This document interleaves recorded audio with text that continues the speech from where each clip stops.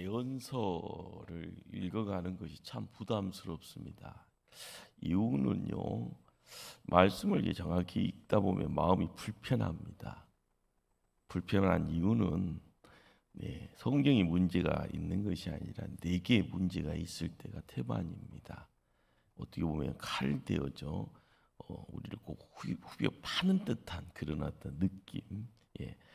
근데 그 칼이 이제 나한테 다가올 때는 나에게 있는 제 문제나 어떤 여러 가지 불편한 부분들로 찾아오기에 참 퍽퍽한 거죠. 하나님 말씀, 심판과 회개의 메시지. 우리가 이제 이사야 66장을 이제 벌써 몇 주 전에 이제 이야기 되어질 때 이사야는 이제 새 사이클을 이제 심판에 대한 문제가 있으니까 심판하십니다. 그런데 하나님이 회복시킵니다. 그리고 세 번째가 회복되어짐에 거기서 끝이 아니고 가라 해서 미래의 소망에 대한 부분. 그런데 항상 이제 문제를 교정받을 때, 문제를 치료할 때, 항상 그것은 당사자에게는 큰 의미가 아픔이라는 것, 우리가 느끼게 됩니다. 근데 이 단계를 통과하지 않으면은요, 회복도 안 되고요, 미래에 대한 소망도 없다라는 것이 현실이다라는 거죠. 그러기에 이 구약이 이제 뒷부분에 들어와서 예언서를 접하게 되면은요, 정신줄 딱 잡고 있지 아니하면 뭔 말인지를 모르는 겁니다. 무슨 말인가? 좋은 말 같은데 무슨 말인가?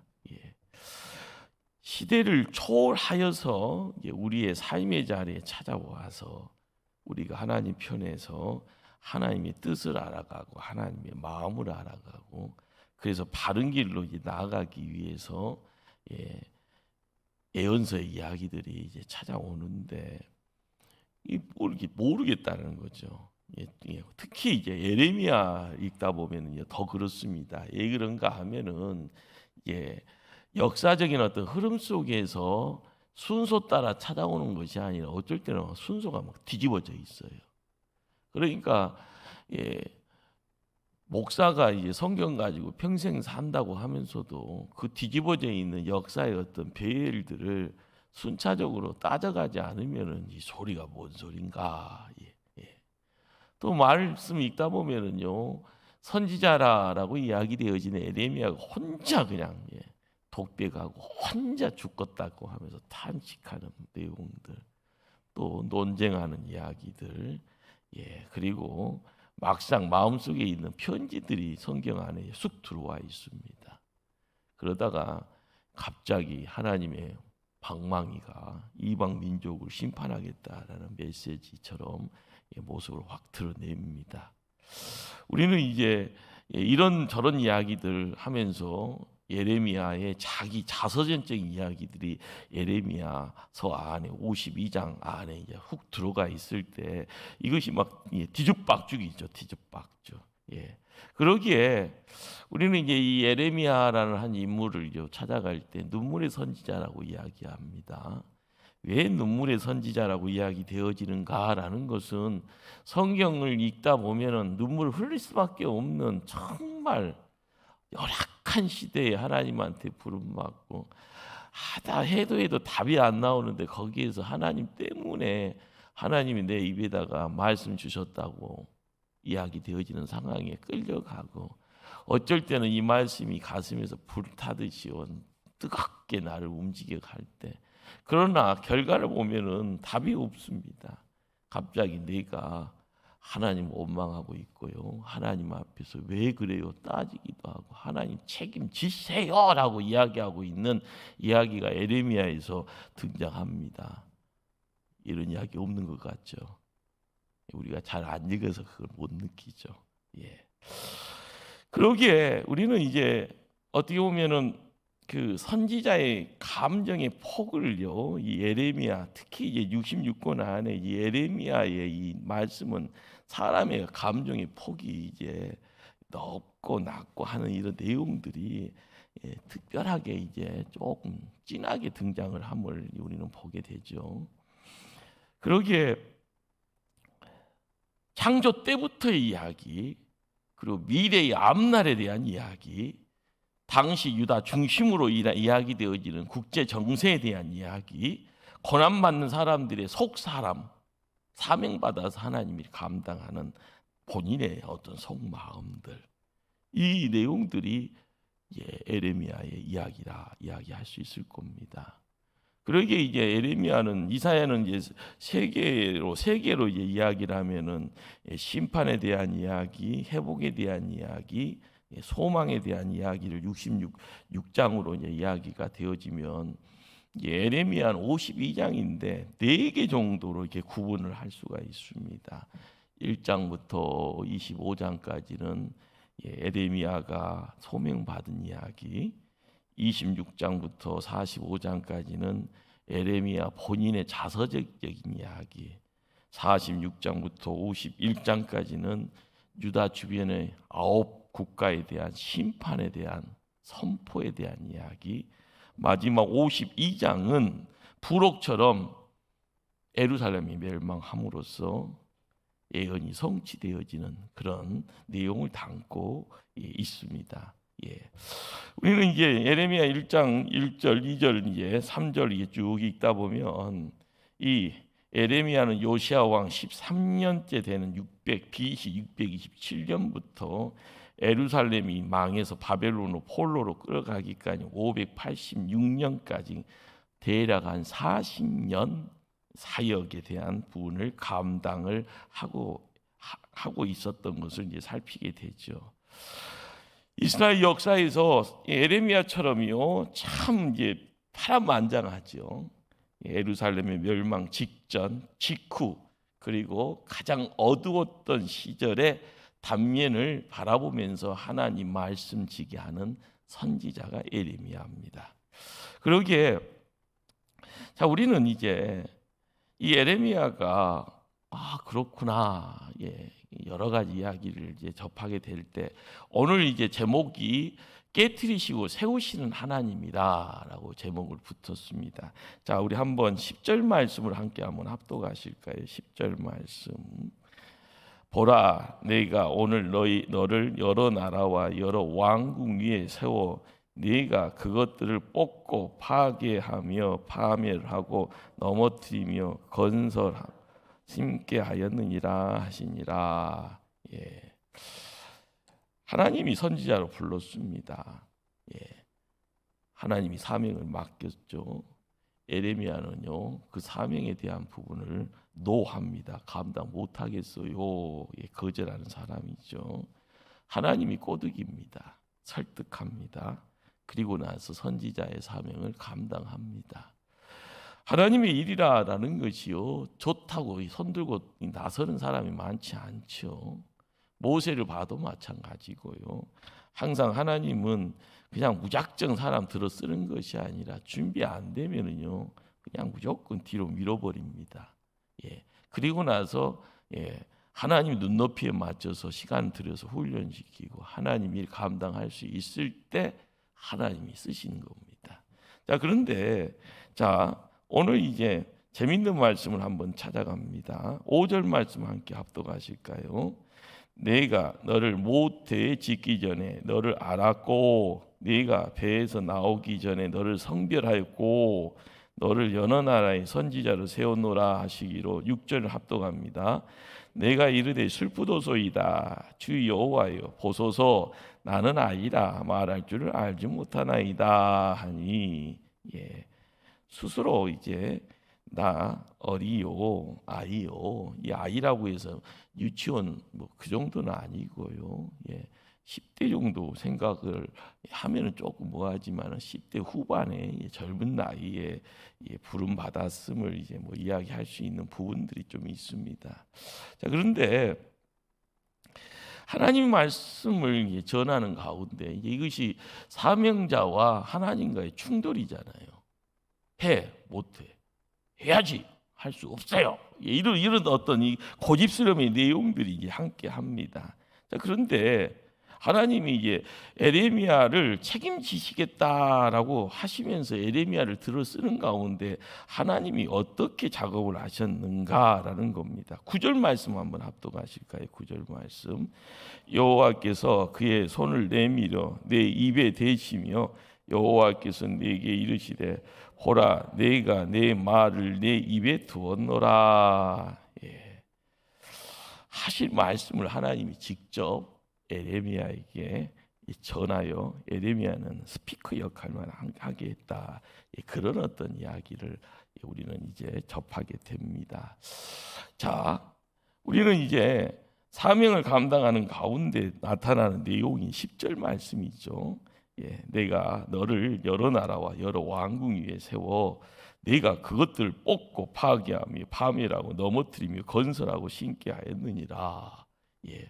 이 말은요, 백성들이 들으면은요, 할렐루야 이야기 될 수 있는 내용이 아니지 않습니까? 그러니까 선민이라고 생각되어졌던 긴 세월이 있습니다. 자, 에레미야가 활동했던 시절은 에레미야가 예루살렘이 멸망 전과 멸망 후 그리고 바벨론 포로 되어지는 이게 종교적이나 사회적인 어떤 흐름이 쉽게 말하면 바닥인 때죠. 그런데 그런 상황에서 직설적으로 하나님이 에레미야를 통하여서 메시지를요 주시면서 스피커해 하는 이야기가 뭡니까? 뽑고 파괴하고 파멸하고 넘어뜨리고 건설하고 신게 하겠다. 이 이야기는 어떻게 보면 듣는 자들이 이제 길을 어떻게 세우느냐에 따라서 굉장히 상심할 이야기고요. 뭐 이러다가 뭐 이렇게 끝나는 거 아니야? 이러다가 뭐 다 폭탄 맞듯이 다 놓고 포로 되는 것 아니야? 뭐 별의 생각 다 할 수 있죠. 지난 주간에도 이게 서울에서 사이렌을 울렸다고 하잖아요. 민방위 훈련도 아니고, 뭐 북한에서 서해에다가 뭐 이렇게 미사일 하나 쐈는데 백령도는 난리 난 줄 알았는데 거기에서 서울 시장이 그냥 꽹 하면서 사이렌을 울리면서 대피하십시오 하면서 어디로 대피하란 말이야 하면서 이제 끝나고 나서는 그런 이야기가 나오는데 그게 어떻게 보면은 정리가 안 되면 혼란인 겁니다. 수도권에 1,000만이 넘게 산다고 하지 않습니까? 한국 한반도 백성이 5천 몇만이라고 이야기하고 북한하고 이 수를 합쳐도 뭐 7천만이 넘어간다고 이제 이야기되어지는 그런 상황 속에서 갑자기 이제 대륙간 탄도 비슷하게 큰 미사일이 이제 올라갔다니까는 이 서울에 떨어지면 다 죽는 것 아니야? 뭐 이런 어떤 걱정. 그런데 그것이 이제 특별히 이제 진짜 뉴스가 아니라 가짜 뉴스가 돼서 책임져라, 뭐 책임 못 진다. 이렇게 뭐 이런저런 이야기가 나오는데 이런 소리가 진짜다 가짜다 이야기 되어지는 이 내용이 하나님 편에서요 예레미야를 통해서 전해지는 이 메시지도 그런 식으로 듣는 자가 길을 어떻게 세우냐에 따라서 할렐루야 이야기할 수 있고 손가락질 하고 너는 입 다물어 이렇게 이야기할 수 있는 그런 상황들로 함께한다라는 거죠. 자, 하나님은 에레미야에게 남유다가 망하게 되어지는 이유를 결정적인 이유를 뭐라고 합니까? 야, 너희들이 나와 관계 파기했다. 언약 파기했다. 무상 섬겼다. 불순종했다. 이런 어떤 이야기들. 그러니 모세를 통하여서 이루어졌던 광야의 생활을 통하여서 하나님이 십계명 주시고 율법을 허락해 주시고요. 성막을 통하여서 훈련의 자리를 이제 하는 가운데 가나안 땅 들어가서 다윗의 때를 통하여 이스라엘 민족이 최고의 부흥기를 만들어 갑니다. 그런데 다윗 다음에 솔로몬을 통하여서 두 나라가 한 나라에 있다가 두 나라로 두 쪽 납니다. 남북으로 나누어집니다. 자, 여기에서 이야기 되어지는 것은 다윗 때만 해도 하나님의 절대적인 사랑과 자비를 통하여 요즘 말로 끝발이 있는 나라, 하나님이 택한 거룩한 백성들이 이룰 수 있는 최대치의 어떤 호황을 이루고요 하늘의 복을 소유한 그런 어떤 민족이라 이야기가 되어집니다. 사망에 그늘진 땅이 아니라요 물된 동산 속에서 만들어낼 수 있는 그 최대치의 행복. 그러나 그 모든 것들이 아르르르르르 무너지는 거고요. 그 무너짐의 자리에 주변에 있는 나라들이 끊임없이 달려듭니다. 자, 북왕국은요 아수르에 의해서 망하고, 남왕국은 남유다는 바벨론에 의해서 망하게 되어지는 상황 속에서 북은 벌써 망해 있습니다. 이제 남유다도 이제 망하게 되는 거죠. 그런데 망하게 되어지는 그 상황 속에 하나님은 말씀하죠. 바벨론에게 망한다. 포로 생활은 70년이다. 도장을 찍어버려요. 예. 우리는 이렇게 예레미야의 입술을 통하여서 이런 이야기들이 들려지면은요, 그렇잖아요. 부자들에게는요, 이 돈을 어떻게 건사해? 내가 가지고 있는 땅은 어떻게? 우리는 옛날이나 지금이나 똑같습니다. 셈법이 내 것에서부터 시작되는 거예요. 내가 100을 가지고 있으면 100에서부터 계산기 두들기고 있는 거고요. 없으면 없는 데서부터 계산기 두들기면서 믿음의 내용들도 시작은 항상 내 것에서부터 시작되는 거죠. 더하기 빼기를요. 그런데 하나님은 그것이 아니지 않습니까? 하나님께서 이야기를 하시는 내용은 하나님 편에서 복 받을 수 있다 없다, 칭찬 받을 수 있다 없다에 대한 이야기입니다. 7장에서 재미있는 사건이 등장을 합니다. 성전에서 이스라엘 백성들이 강력한 큰 죄를 범하게 되는데, 예배당에 와서는요 괜찮은 척 하는데 선전 밖으로 나가자마자 이방 신을 예배한다라는 거예요.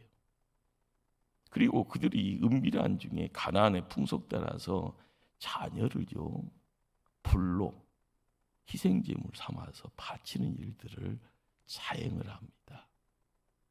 어떻게 그럴 수 있냐고요? 그 일을 하얗게 예레미야가 지적을 하는 겁니다. 그러기에 북쪽으로부터 적을 보내리라, 성전을 허물어 버릴 것이다, 너희들을 멸할 것이다, 이렇게 심판 메시지를 예레미야의 입을 통해서 스피커로 크게 외치게 만듭니다. 이러한 예레미야의 말은요 주변 사람들로부터 박수 못 받습니다. 함께 일하는 동역자들, 야, 입 좀 다물어라, 입에다가 자꾸 좀 달아라, 이런 이야기들, 끊임없이 비난과 조롱과 그리고 죽음의 위협을 당하기까지 합니다. 여러분들, 하나님은 뭘 정해놓고 진행을 하는데 내 뜻하고 상관이 없다, 너희가 가는 길에 반대쪽으로 하나님 뭐가 준비되어진다 하면은 여러분은 어떻게 해야 될까 한번 생각해 봤을까요? 어떤 상황이든 하나님은 내 편이다. 내가 잘했든 못했든, 강대국이 와서 우리나라를 침략해도 하나님은 옛날의 역사가 그런 것처럼 그 강대국을 하루아침에 다 싹쓸이 할 거야. 우리에게는 전쟁에 패배가 아니라 승리만 있을 거야. 우리는 선택받았잖아. 우리는 하나님 결코 망하지 않게 할 거야. 이것이요 믿음입니까? 신념입니까? 중요한 것은요 시작은 어디서 나와야 될까요? 하나님과의 관계입니다. 그냥 나 혼자만 잘났소라고 이야기해서 되는 것이 아니죠. 그러기에 예레미야가 스피커가 돼서요 전하는 소리가 뭘까요? 너희들 망하게 될 것이다. 그러니 싸우지 말고 바벨론에 항복해라.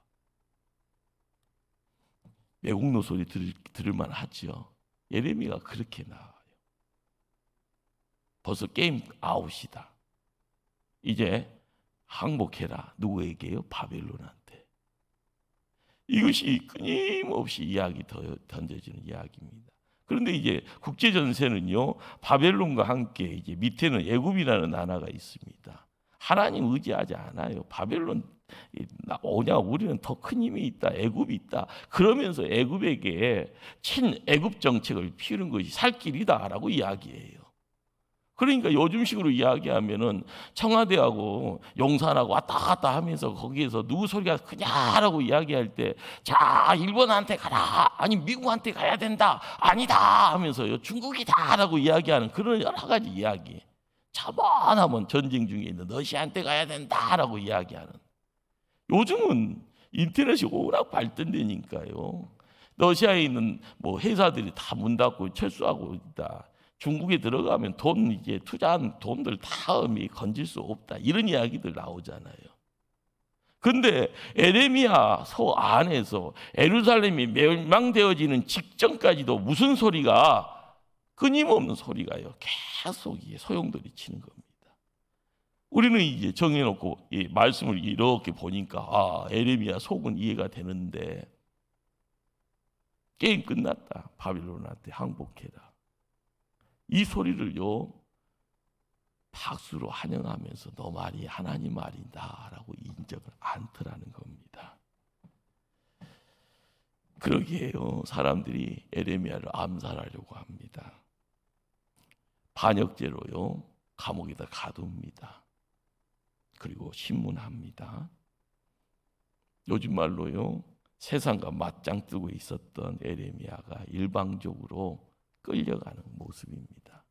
우리는 이 모습 보다 보면은 구약 안에서 어떻게 보면 몸으로 예수님하고 제일 닮은 사람이 누구냐 이야기하면은요. 몇몇 학자들은 에레미야가 예수님하고 제일 조금 흡사하다, 닮았다라고 이런 이야기하지요. 사랑하는 성도님들, 에레미야도 사람인데 하나님이 입에다가 말씀을 먹이고 스피커 역할만 하라고 했을 때 이 말을 하고 있는 그 자리가 행복했을까? 그것은 아닐 것 같습니다.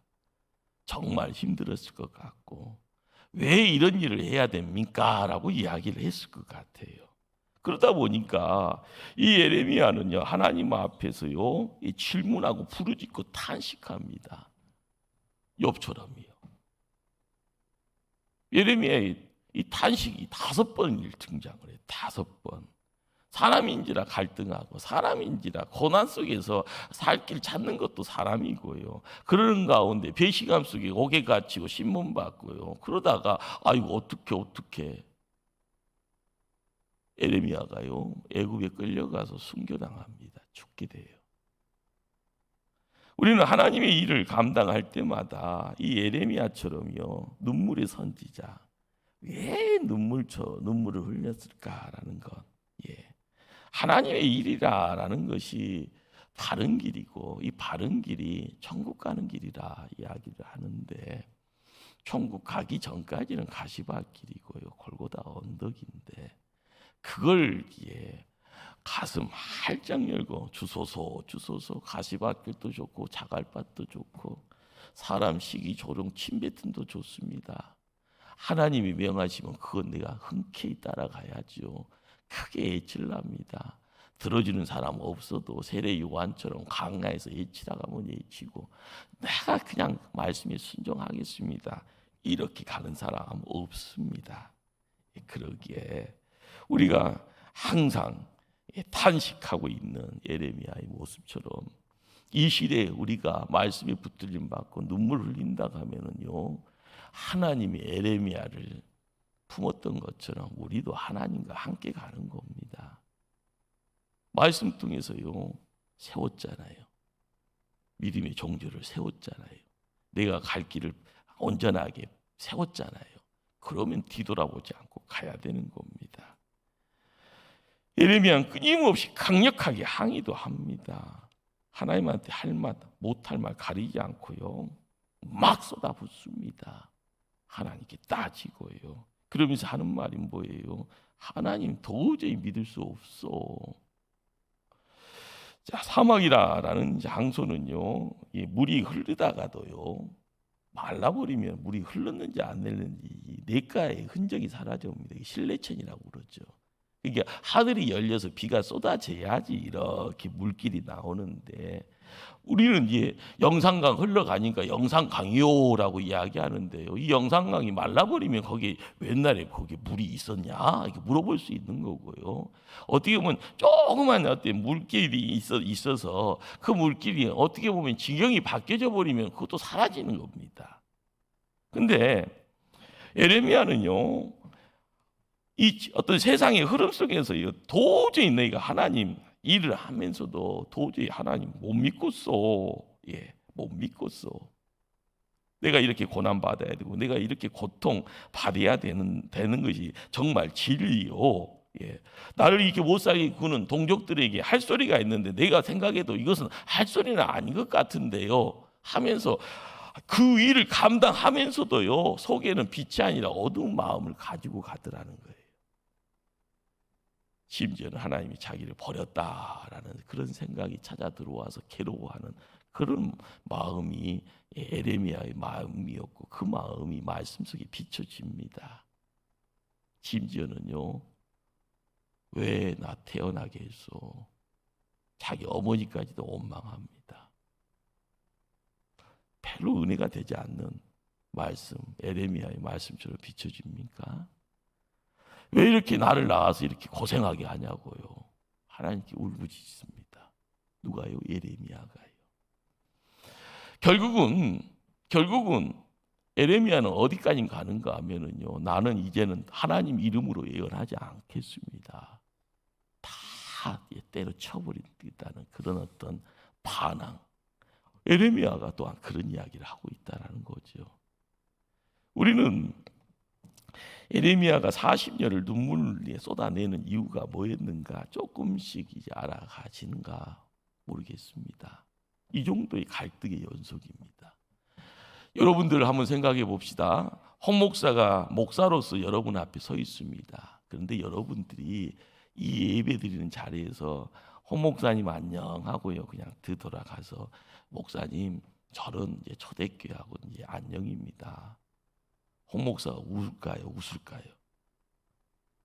울 수밖에 없잖아요. 하나님 편에서 하나님의 뜻을 이야기하고 시온의 대로가 활짝 열려서 시온의 대로에서 하나님 백성들이 어깨동무하고 춤추고 흥이 난다 하면서 함께 천국 가는 백성들의 모습 속에서 함께 어울려서 노래하고 찬송하는 그런 모습이 있으면은요 어떤 목사라도요 함께 즐거워하고 함께 어깨동무하면서 발걸음 옮길 겁니다. 그런데 하나님의 일을 하는 목회라라는 자리에 우리의 심령, 우리의 영혼만 가지고가 아니라 이 나라와 이 민족, 열방까지 하나님의 커다람의 내용들이 함께 어울려졌을 때 하나님의 에레미야를 거기까지 쓰십니다. 그런데 세상이 너무 열악합니다. 세상이 너무 흉흉합니다. 거기에 함께하는 하나님 백성들의 내면 상태가 지진나듯이요. 사람이 아니라 짐승같이 되어져 있고 변절되어져 있는 가운데 정의가 뭔지 진리가 뭔지 생명에 대한 이야기를요 다 뒤죽박죽 변절시켜버리고요 악이 승하는 어떤 모습으로 그것이 또한 진리라 이야기하고 우상을 세워놓고 하나님이라고 이야기하면서 전쟁의 자리까지 내몰리는 상황 속에서도 정신 차리자가 아닌 겁니다. 이제 막장이다라고 생각하니요 그냥 자기 생각대로 자기 신념대로 사람들이 모여서 큰 소리 내면 그것이 하나님의 이끄심이다라고요 그것이 응답이라고 착각하면서요 함께 가는 겁니다. 보이지 않는 소경, 그 소경이 사람을 끌고 가면 어디로 갈까 우리가 알게 되어지는 부분이 거기에 있는 겁니다. 이런 단식 중에 사역을 감당해야 되는 어떤 역사가 드러납니다. 그렇게 슬픔의 자리에 눈물을 흘리고요 바닥치는 그런 자리에 에레미야가 다시 한번 회복하면서 마음을 지킬 수 있었던 이유가 있습니다. 그 이유가 뭔가? 하나님이 강력하게 임하여 말씀을 허락해 주시다라는 겁니다. 한번 20장 9절 말씀을 한번 찾아갈까요? 예레미야 20장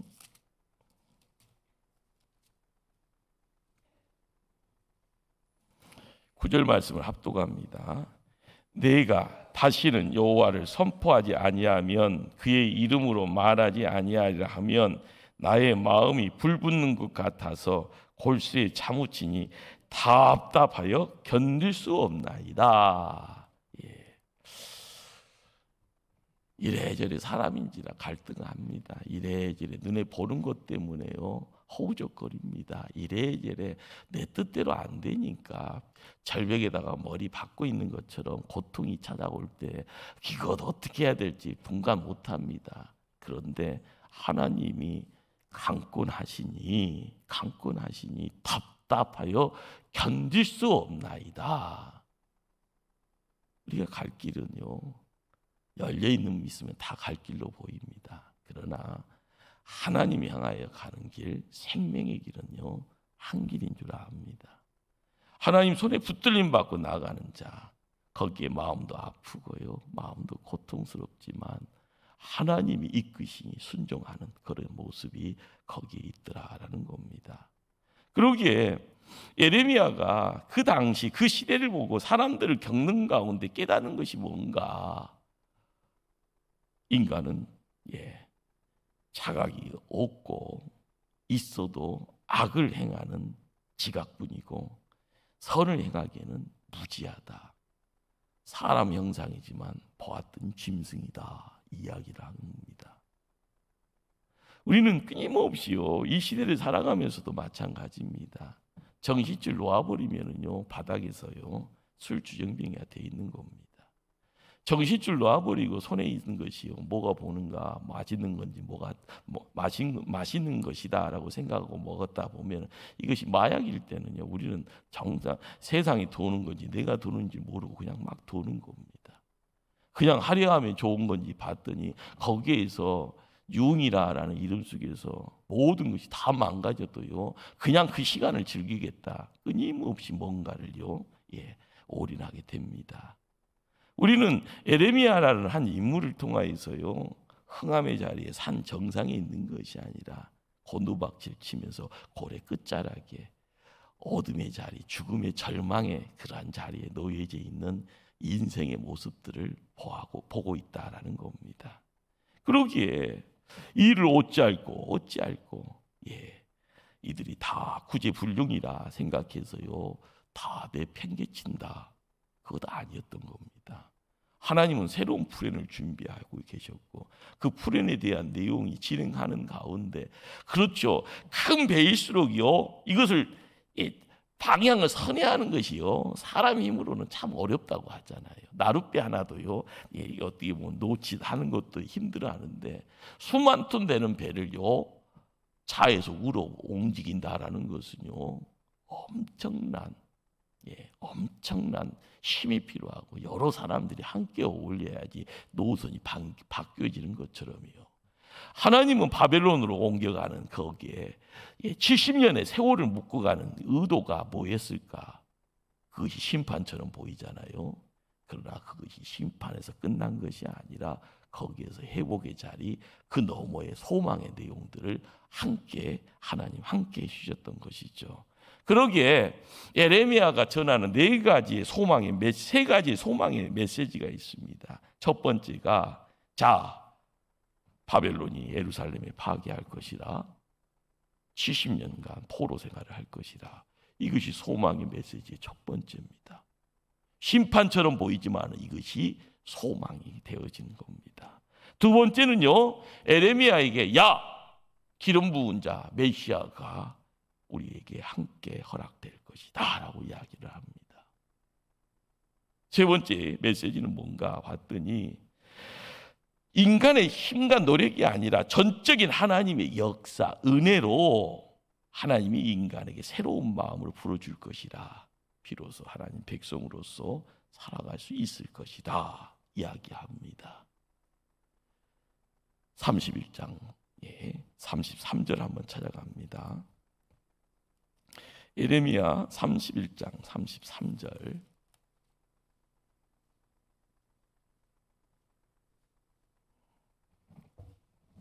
합독합니다.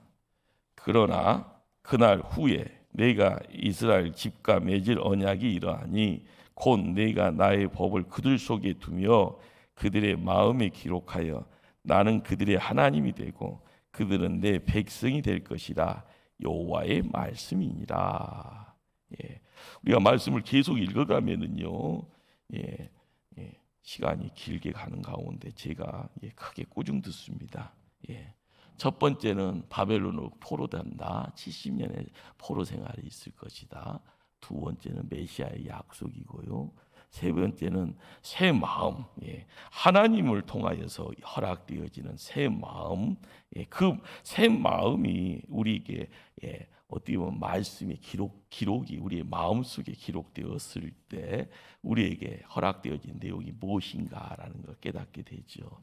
우리는 이제 이것이 신약 시대에 사도 바울이 이야기를 합니다.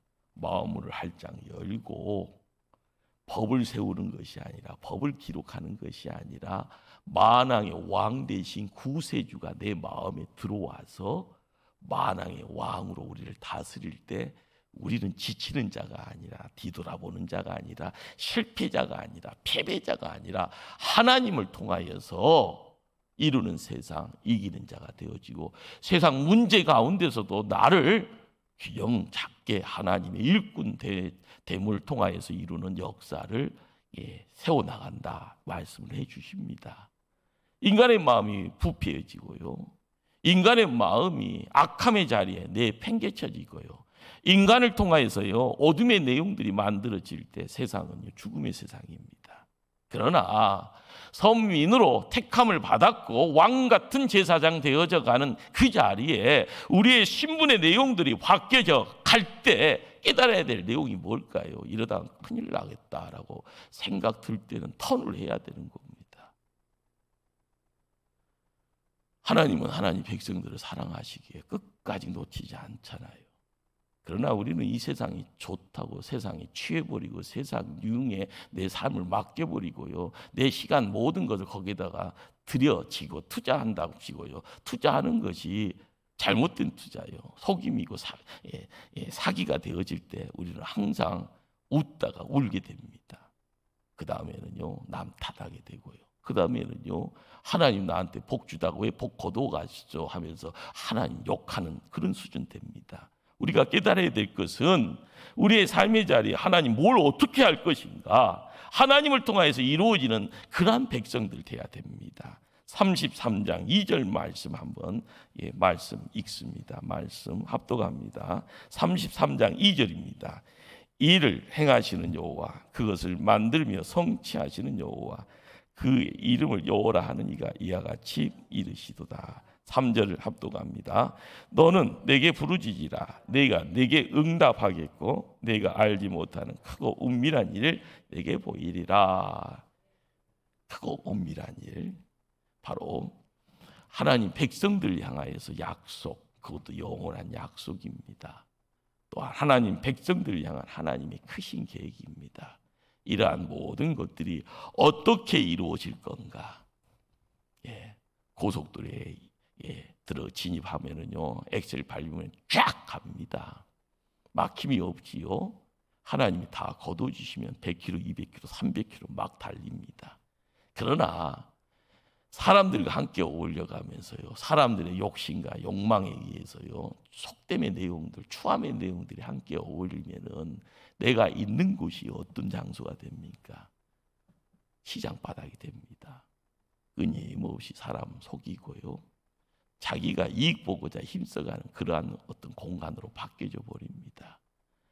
하나님 예배 드리는 자가 아니라 우상 앞에서 하나님이 우상인 것처럼 착각하고요, 거기에다가요 깨달음보다는 내 어떻게 보면 자기 만족을요 함께 거기다 넣고 모든 걸 스스로가 규정합니다.